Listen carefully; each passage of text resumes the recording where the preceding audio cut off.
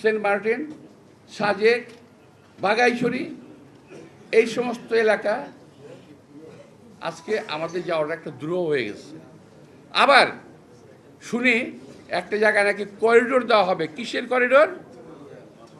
মানবিক করিডোর। আরে ভাই, আবিষ্কার করেন নাকি? আর বিশ্বের কোন ডিকশনারিতে মানবিক করিডোর জায়গা আছে নাকি? কোন ডিকশনারিতে মানবিক করিডোর বলে কোনো শব্দ আছে? আবিষ্কার করেন এক এক শব্দ, যখন যে শব্দ প্রয়োজন সেটা আবিষ্কার করেন। বাংলাদেশের অভ্যন্তরের কোনো করিডোর কিংবা প্যাসেজ দেওয়ার কোনো সুযোগ নাই জনগণের মতামত ছাড়া। জনগণের ভোটের মাধ্যমে নির্বাচিত সরকার সিদ্ধান্ত নেবে তারা কি করবে। আমরা লক্ষ্য করছি অনেক বিদেশিদের আগমন ঘটেছে, সন্দেহভাজন বিদেশিদের আগমন ঘটেছে। বিভিন্ন সময় তারা বিভিন্ন মিশন নিয়ে আসতেছে। আজকে ফেসবুকে একটা আপনার সার্চ দিলে পাবেন, এক ভদ্রলোক বলছিল, সেটা আমি আর বলতে পারছি না, সময় নাই, বলাও যাবে না।